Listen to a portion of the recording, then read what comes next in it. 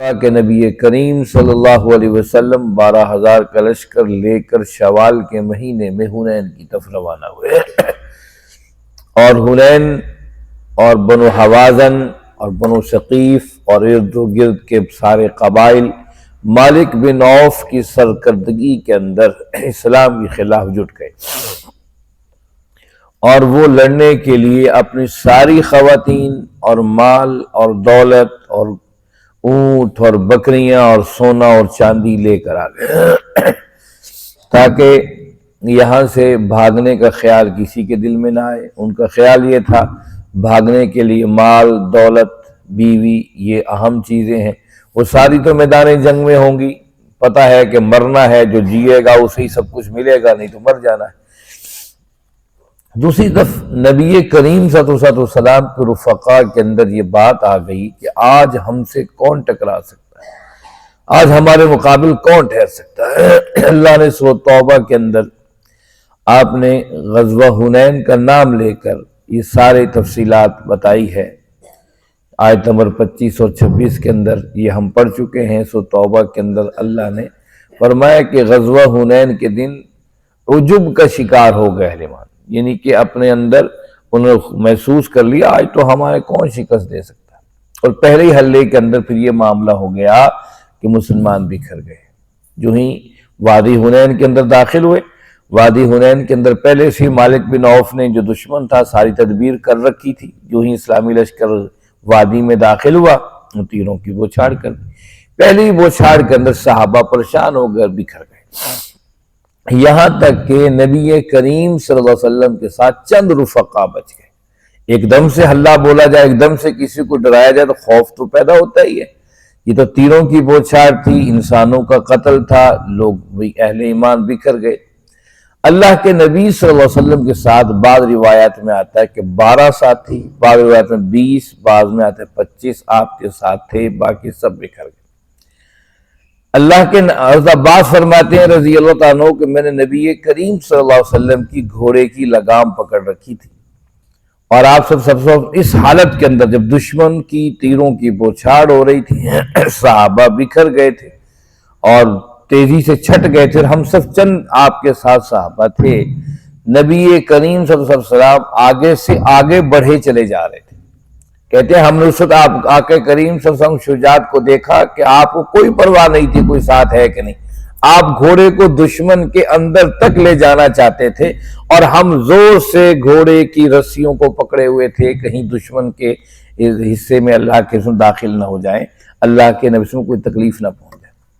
اور اس دوران آپ پکار رہے تھے، آپ بلند آواز سے کہہ رہے تھے کہ ان النبی لا کذب، میں اللہ کا نبی ہوں، جھوٹا نہیں ہوں، انا ابن عبد المطلب، میں عبد المطلب کا بیٹا ہوں۔ آپ یہ جملے دہرا رہے تھے اور تیزی سے آگے بڑھ رہے تھے۔ ہم آپ کے گھوڑے کو سختی سے پکڑے ہوئے تھے۔ اللہ کے رسول مجھے مخاطب کر کے عباس تمہاری آواز ذرا بلند ہے، صحابہ کو پکارو۔ حضرت عباس نے بلند آواز سے پکارو، درخت والو، بیت رضوان والو کدھر ہو؟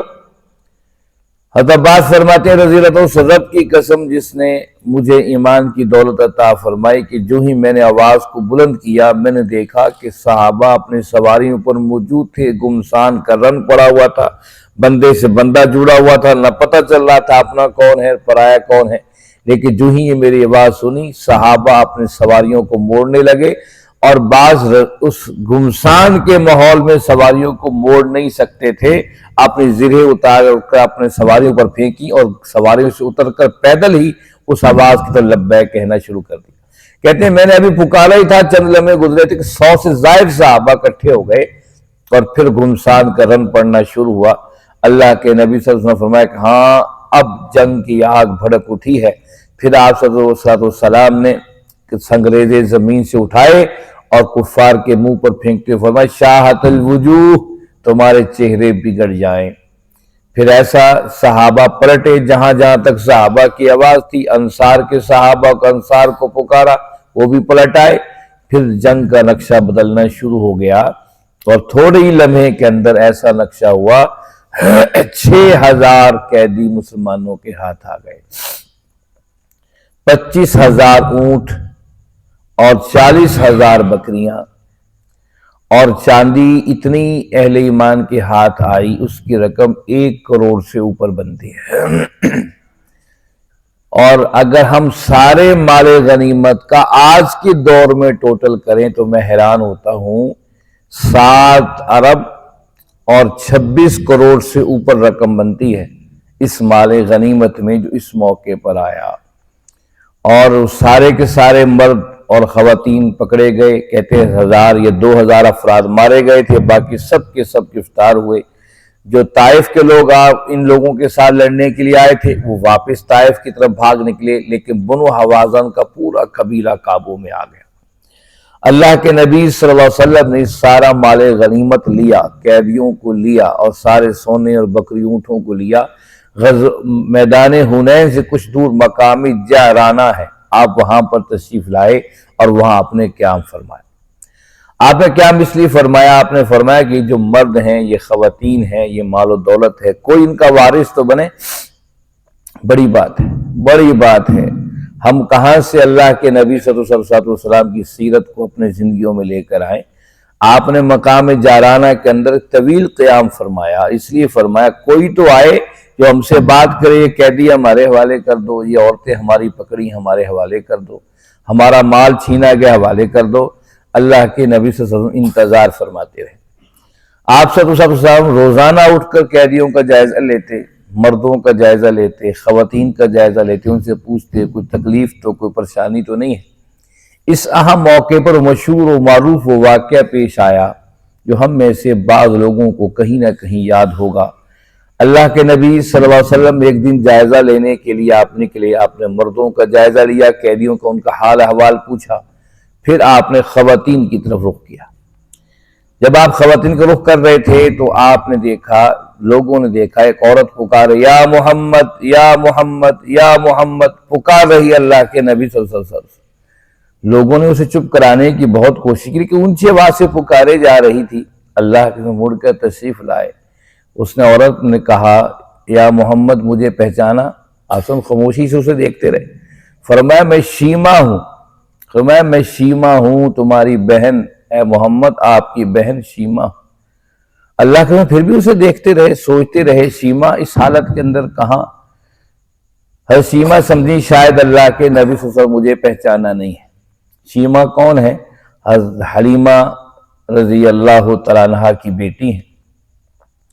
اور شیما نے اپنی قمیض اتار، اپنے جو ہے بازو اتار کے اوپر کر کے دیکھا، کہا محمد یہ زخم یاد ہے، یہ نشان یاد ہے کہ بچپن میں آپ نے مجھے کاٹا تھا، اس کے نشان آج تک موجود ہیں۔ آقا کریم صلی اللہ علیہ وسلم کو ساری بات یاد آ گئی، آنکھوں میں آنسو آ گئے۔ فرمایا یہ شیما ہے، میری بہن۔ آپ نے اپنی چادر اتاری اور شیما کے سر پہ ڈالی۔ فرمایا شیما کو بھی چھوڑ دو، جس کی طرف شیما اشارہ کرے اس کو بھی چھوڑ دو، اور جو مال لے جانا چاہے شیما کو بھی مال دے دو، کیونکہ یہ میری بہن ہے۔ اللہ کے نبی صلی اللہ علیہ وسلم شیما رضی اللہ عنہا کی اتنی قدر و قیمت اس اہم موقع پر فرمائی۔ نہیں تو کسی کے ہاں ایک ٹکڑا بھی سونے چاندی کا مل جائے، ایک بکری بھی مفت ہاتھ آ جائے، وہ کہاں چھوڑنے کو تیار ہوتا ہے۔ لیکن رحمت العالمین نبی کی سیرت یہ کسی فرشتوں کے لیے نہیں تھی، اس امت انسانیت کے لیے تھی، اس امت مسلمہ کے لیے تھی کہ ہمیں اپنی زندگی کو کس طرح جوڑنا چاہیے۔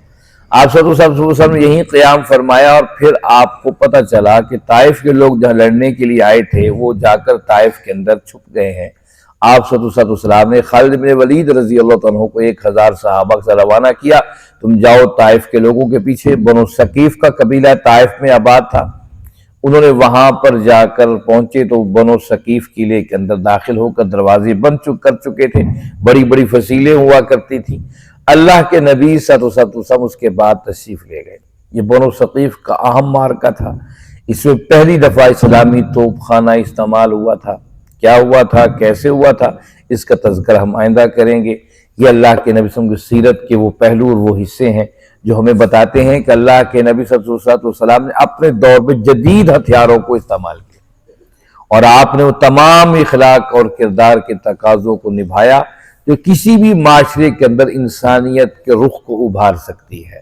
آج وہی انسانیت کہیں ہم سے گم ہو گئی ہے، خدا را اس انسانیت کو ڈھونڈیے اور تلاش کیجیے، وہ انسانیت ہمارے اندر بھی موجود ہے اور ہمارے دائیں بائیں بھی موجود ہے، پر ڈھونڈنا ہمارا کام ہے۔ آئیے قرآن مجید